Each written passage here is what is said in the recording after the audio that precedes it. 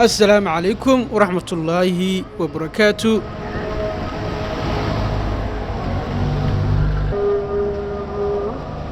وخيارتا قيمها يقدرين تمضان ميلك السعودي قلت سعطان قلبوا ناكسن قلبتا وحين رح قادنا مقالة هرقيسا وهلي روب آد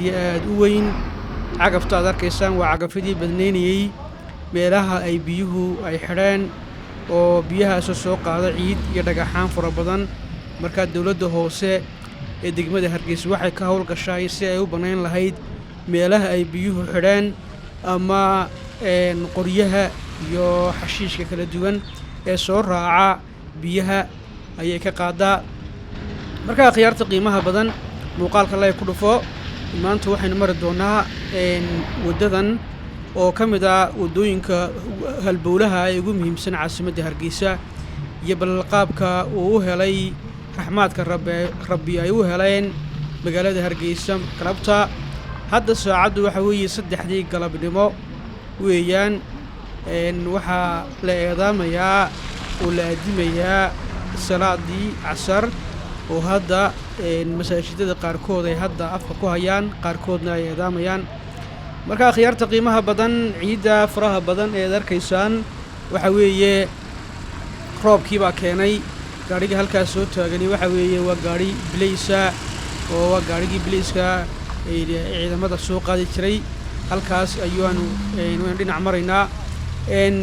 Xasan Siidin sheegay saacadu waxa weeye 3 galabnimo oo buuro ah weeye socdaalkiina waxaanu ku gaari doonaa ilaa iyo ku dhawaad bridge-ka weyn ee magaalada Hargeysa halkan hadda aynu maraynaa waa iskooyskii Dumbuluq ama iskooyskii total saad u taqaanaan oo dadka dambe u yaqaanaan meesha shimbirta oo ay shimbirta taalada shimbirta ay saaran tahay ayay dhalinyarada dambe u taqaanaa dadka horena waxa u yaqaanaan area-dan iyo meelaha u dhow Dumbuluq ama total haddaba waad arkaysaan sida ay khiyaarta qiimaha badan ay magaaladu ay u tahay bilaa saxmad iyo bilaa baabuur waayo xilligan dadka qaarkoodna waxay ka hoydeen roobkii da'ayay qaarna cadceedii kululayd oo saacadu markii ay mareysay 2 duhurnimo ilaa 12kii maanta waxay ahayd maalin aad iyo aad ay cadceedu u kulushahay ilaahay baana magaaladii soo qaboojiyay oo baryahanba roob fiican baa ka da'ayay meelo badan oo ka mid ah Jamhuuriyadda Soomaaliland waa ka da'ay marka khiyaarta qiimaha badan hadaad muuqaalka ilaa hadda aad ka heshay inta daawatay like ku dhufo sidoo kalena faalada nagula wadaag dhanka komentiyada noogu soo qor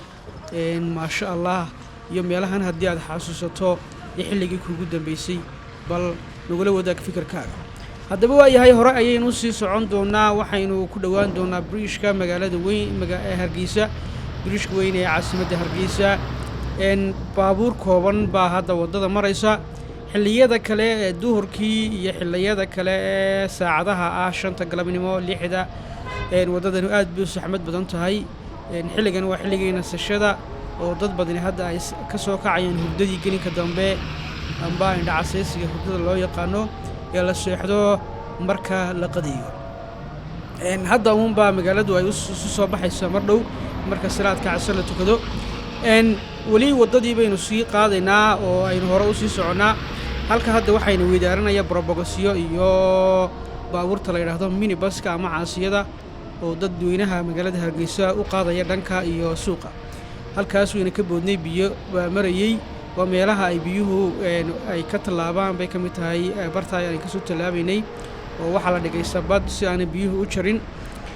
wali hore ayaynu sii soconaa meheradaha hadda way xiran yihiin waxa la furaya salaadka casir kadib sida khiyaarta qiimaha badan ay dhaqankeenu yahay ama caadideenu tahay in kadib marka la soo tukado dib loo furo businessyada iyo ganacsiyada iyo goobaha sidoo kale iyo goobaha waxbarashada sidoo kale qaarkood gelinka dambe waa la furaa oo waa la dhigtaa wadadani waxay ka mid tahay wadooyinkii ay sanadkii hore ay samaysay dawladda hoose ee degmada Hargeysa wali way sii muuqdaan calaamadihii iyo rinjiyadii ku dul yaalay wadada waad arkaysaan biyihii oo bartaas waran xareedii iyo nimcadii ilaahayna siiyay ilaahay baan ugu xamdinaqaynaa nimcada uu na siiyay maadaama uu wadanku soo maray iyo dadkuba dadka iyo dunyadaba ay soo mareen abaar aad iyo aad u kulul oo ahayd abaartii sanadadii dhaweytoolay nagu dhacday abaar aad iyo aad muddo dheer in hayso oo aanu roob helin meelaha kale ee aanu roobku helin miyada ah gaar ahaan waxaynu ilaahay uga baryaynaa roob khayr qaba inuu ilaahay siiyo waayo dadka degan baadiyaha iyo miyiguba ee xoolo dhaqatada ah iyo beeralayduba waxa weeye waa iyaga inooga baahan in marka magaalo ahaan la eego roobka aad iyo aad bay ugu baahan yihiin xoolo iyo beerahaba iyo dadkuba marka weli waynu sii soconnaa meheraddan waxaa la idhahdaa baambad baa la idhaahdaa cunto waddaniga caan ku tahay u iibisaa meheradda hadda dhinaca bidixii naga haysay waynu sii soconaynaa weli waxaynu sii qaadaynaa weydadii galaysay briishka oo xaggii waxaanu sii soconnaa suuqii hoose ee magaalada Hargeysa baabuurta tagaasida ayaa halkan isku weydaaranayaa baabuurtaas oo ka mid ah baabuurta yaryar ay dadweynuhu wataan qaarkood fitisyada oo arkaysaan oo ah qaarkood ku shaqeeya taxi ahaan ama serviceka adeega loo yaqaano dhaweeye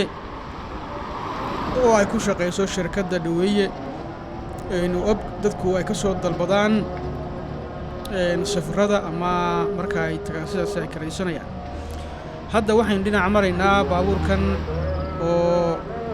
ay leedahay shirkadda Hon Petroleum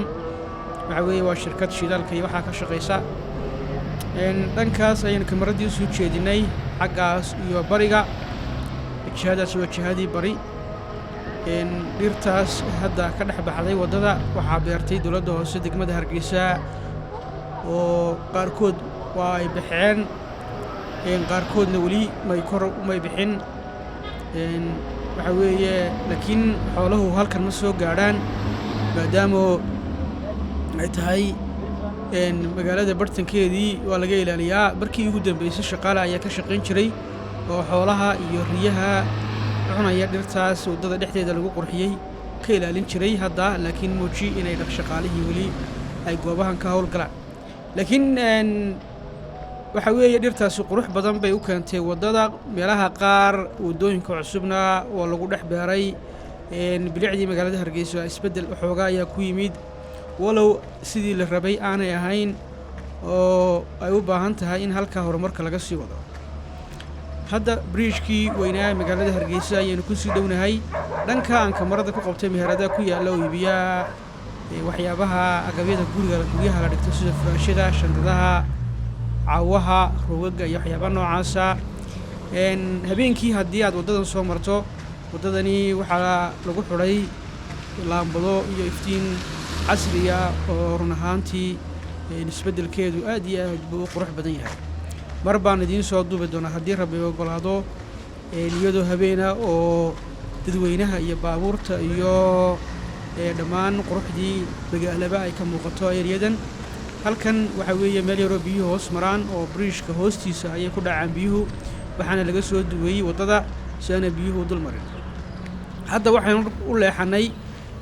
dhankii galbeed baynu u leexanay waddadaas waxay gelaysaa oo ay toos u tegaysaa xaafadda Axmed Guray ama masaajidka halkaa ka soo muuqda oo loo yaqaano Masjidu Bootaan waddadani waxay si toos ugu dhacaysaa oo toos u tegaysaa laynkii waxay sii maraysaa laynka militariga oo xaafadda Axmed Guray eriyadaas sii maraysaa waxay sii dhex maraysaa waxay ku dhacaysaa sidoo kale beertii xorriyadda ayay ku dhacaysaa waddadii dhinac maraysay iyo isla beertii xorriyaddaba waxa weeye baabuurta markay saxmaddu xidhanto bridge-ku xidhmo ayay baabuurta qaarkood halkan soo maraan waddadan laftarkeeda waxa weeye waxay ka mid tahay waddooyinkii dhawaanahan dambe farta laga qaaday waad arkaysaan inuu daamirka weli sii muuqdo iyo meelihii hareeraha ay biyuhu marayeenna waa laga dallacay waddada si aanay biyuhu aanay u dul fadhiisan